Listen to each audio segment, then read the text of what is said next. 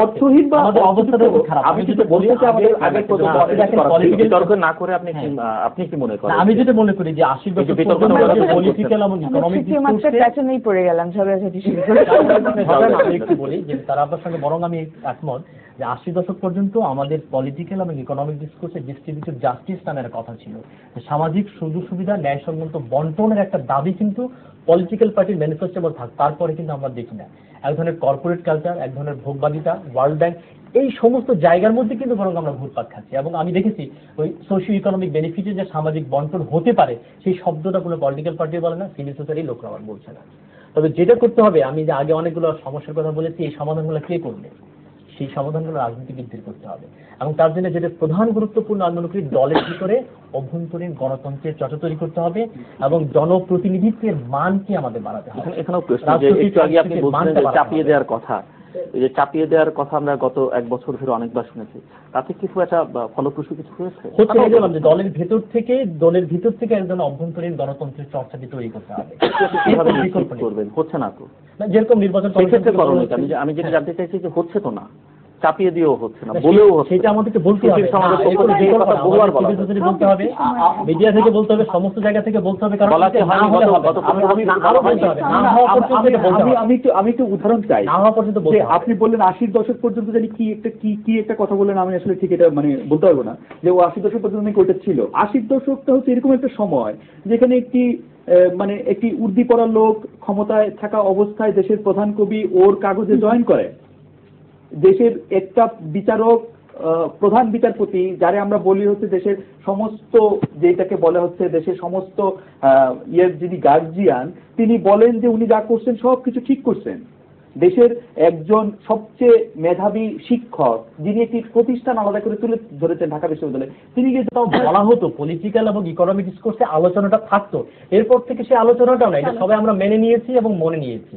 এটি হচ্ছে আমাদের সমস্যা, যেটা তো আগে চ্যালেঞ্জ করতে কথা বলতে আমরা কেউ নিতে পারি। প্রধান বিচারপতি, এটা তো মূল সমস্যা। প্রধান বিচারপতি বা বিচারপতির নিয়োগ নিয়ে আমরা প্রশ্ন তুলতেছি, লিখতেছি, আমার মতো লোক লিখতে পারতেছে প্রধান বিচারপতির আজকে এটা করা প্রয়োজন। মির্জা গোলাম হাফিজ যখন আইনমন্ত্রী ছিলেন, আমি নাম ধরে বলছি, মির্জা গোলাম হাফিজ যখন আইনমন্ত্রী ছিলেন, তিনি শুধু বলে দিয়েছেন যে অমুক লোক বিচারপতি হবে, বিচারপতি হয়েছে বাংলাদেশে। আমরা সে সময় কেউ কোনোদিন এটা নিয়ে প্রশ্ন করতে পারি নাই, প্রশ্ন তুলতে পারি নাই। বিতর্ক হচ্ছে, ঝগড়াঝাটির কথা বললেন, কিন্তু আসলে কি মনে হচ্ছে না যে একটা হতাশাগ্রস্তদের আলোচনা অনুষ্ঠান হচ্ছে? না, মোটেও না। আমার মনে হয় না আমরা হতাশাগ্রস্ত, আমরা খুবই চিন্তিত, বিচলিত অবস্থায়, কিন্তু আমরা চাইছি এটা উঠছে, তাই না? এবং না, আমার মনে হয় কিন্তু এটা পজিটিভলি নেওয়া উচিত যে আমরা যেরকম বিতর্ক করছি। এবং আই থিঙ্ক এই পয়েন্টে আপনার সাথে আমি খালেদ একমত যে অনেক সময় আপনার অনুষ্ঠানে আমরা দেখি আমাদের পূর্ব প্রজন্মে যারা আসেন, একজন কিন্তু অন্যজনের কথা শুনেন, আমরা বিতর্ক করছি কিন্তু একজন অন্যজনের পয়েন্টে রেসপন্ড করার চেষ্টা করছি, এবং এইসব বিতর্কের মাধ্যমে কিন্তু সমাধান বেরোবে। শুধু আপনি আমাদেরকে কথা বলে দিলেন, আমরা সবাই হু হু করলাম, তাতে কিন্তু সমাধান বেরোবে। আচ্ছা, রাস্তা খোঁজার সময় কিন্তু একটু এদিক ওদিক যাওয়া হবে, কারণ অনেকগুলো রাস্তা ঠিকঠাক আমার মনে হয় সামনে আগানোর রাস্তা একদম পরিষ্কারভাবে দেখাও যাচ্ছে না। সেটা খুঁজতে যে একটু এরকম হবে, কথাবার্তা হবে। রাস্তাটা যদি আমরা আগামী 1 বছর ধরে খুঁজি, কিভাবে খোঁজা যাবে? আমি সত্যি মনে করি যে আপনি কোনোভাবেই টপ ডাউন পদ্ধতিতে কোনোদিন কোনো কিছু কোনো সময় হবে না। আপনি এসে হঠাৎ করে আমাদের অবস্থা খারাপ হয়ে গেছে, হঠাৎ করে একজন মেসিয়া চলে আসবেন এবং আমাদেরকে উদ্ধার করে নিয়ে যাবেন কোনো জায়গায়, সেটা আমাদের কখনোই ভাবা ঠিক হবে না। এবং আমি আপনার এই অনুষ্ঠানের মাধ্যমে, আমি জানি না এই অনুষ্ঠানটি সংবাদপত্রের লোকরা দেখেন কিনা, সংবাদপত্রের লোকের কাছে অনুরোধ করব, আপনাদের জেল হোক, জুলুম হোক, আপনারা মরে যান, বেঁচে যান, তা আমরা দেখতে চাই না। আমরা আবার আপনাদের ওয়াচডগ রোলে দেখতে চাই। আপনারা এই সরকার আসার পরে দেশের স্বাস্থ্য পরিস্থিতি সব ভালো হয়ে গেছে, দেশের পরিবহন পরিস্থিতিতে কোনো সমস্যা নাই, দেশের বড় যেগুলি পাবলিক যেগুলি করে সেটা আমি বিশ্বাস করি না। নিশ্চয়ই সমস্যা আছে, সেই সমস্যাগুলি আপনারা তুলে আনেন পত্রিকার পাতা, আমরা জানতে চেষ্টা করি যে কেন এই ধরনের সমস্যা হচ্ছে, কেন আপনারা আপনাদের রোলে ফিরে যান। কারণ হচ্ছে যে সরকার একটি মিটার রিডারকে ধরলো যার 50 কোটি টাকার 3টি বাড়ি আছে, সেটি আপনারা ফলো করে ছাপছেন, সেটি তো আমাকে প্রেস রিলিজ পাঠায় সেই জনসংযোগ কর্মকর্তা আমাকে 50 বার ফোন করার কথা যে আমি এটা ছাপবো কি ছাপবো না। আপনি এটি এত গর্ব নিয়ে ছাপতেছেন, আমি এর কোনো মানে বুঝতেছি না। সরকারের এখানে সরকার কোনো একটা দুর্নীতি কোনো একটা জায়গায় ধরতেছে, সে অবদার একজন ইঞ্জিনিয়ার, আপনি ওরে ধরার পরে আপনি দেখেন এই যে আরেকটা প্রসঙ্গে চলে যায়, এই যে প্রধান বন সংরক্ষক, তারে বড় কাগজগুলি তার বিচার হওয়ার আগে, কোনো কিছু করার আগে, তারে ধরার আগে তারে বলে ফেললো বন ভক্ষক না বন খোক্ষস, বন রাক্ষস, কি বলা শুরু করলো। মানে আপনি কি মনে করতে পারেন যে এই ধরনের কার্যক্রম কিন্তু রাষ্ট্র আগে থেকেই করে আসতেছে, খবরের কাগজ কোনোদিন তাদের পক্ষ নেয় নাই, আজকে হঠাৎ করে ওদের সবকিছুরই মানে এরকম পক্ষ নিয়ে ফেলতে হবে, এই পক্ষ নিয়ে ফেললে আসলে মানে এই ওয়াচডগ রোলটা আপনি মনে করছেন যে আগামী 1 বছর আমাদের সংবাদ মাধ্যমকে সত্যি সত্যি একটা ওয়াচডগ রোল নিতে হবে, সংবাদ মাধ্যমকে বলতে হবে যে এই জিনিস ফারিয়া হোসেন কি মনে করেন আগামী 1 আমি বছরের জন্য বছরের কথা যদি বলি তাহলে আমি আবার বলি 1 বছর আমি এই কারণেই বলছি যে আমরা আশা করছি 2008 ডিসেম্বরের মধ্যে একটা নির্বাচন হবে। আমি নির্বাচনের পরবর্তী সময়টা নিয়ে আসলে খুব আশাবাদী না, কারণ পেয়ার ভোট হতে পারে, বাট পেয়ার মানুষ নিয়ে আমি বেশি চিন্তিত। কারণ আবারও হয়তো হ্যাঁ গত 15 বছরে যদি দুর্নীতি ব্যাপারটা যদি মানে লিমিটটা যদি স্কাই হাই হয়ে থাকে তাহলে হয়তো এই ঝড়টাতে কমে আসবে, আবার নিচু থেকে আবার শুরু হবে, এই পর্যায়ে হয়তো আমরা নেক্সট 10 ইয়ার্সে আবার যাব। কিন্তু আমার কথা যেটা যে আমি অর্থনীতি আসলে বুঝি না বেশি খুবই, কিন্তু আমি গত 12টা বছর আমার নিজের প্রোডাকশন হাউসের বিজনেস আমি নিজে দেখি, আমার বাবা বিজনেসম্যান, আমার হাজবেন্ড বিজনেসম্যান, সেই হিসেবে বুঝি মানি ফ্লো যদি না থাকে, টাকাটা যদি একটা জায়গায় আটকে থাকে তাহলে দেশের কখনোই ভালো হবে না, অর্থনীতি শেষ। এখন গত 1 বছর একটা জিনিস হয়েছে যে মানুষ খুব ভয় পায় যে টাকা ইনভেস্ট করবে বা টাকা খরচ করবে, কিছু কিনবে বা বিক্রি করবে, কারণ এরকম করে দেশে ধরবে বলবে যে টাকা কোথা থেকে পেলি, কি করলি কি না করলি। সাধারণ মানুষ ভয় পায়, সাধারণ ছোট ব্যবসায়ীরা ভয় পায়। এই জায়গাটা রিলিজ করতে হবে ফার্স্ট, যে ভয়, আমি সবাই দুর্নীতি করে নাই, কিন্তু দুর্নীতি করতে না চেয়েও একটা সিস্টেমের মধ্যে পড়ে একটা পিয়নকে 1000 5000 ঘুষ আমিও দিয়েছি। কেন দিয়েছি? এইটা সিস্টেম হয়ে গেছিল, বাট দুর্নীতি করার উদ্দেশ্যে করি নাই।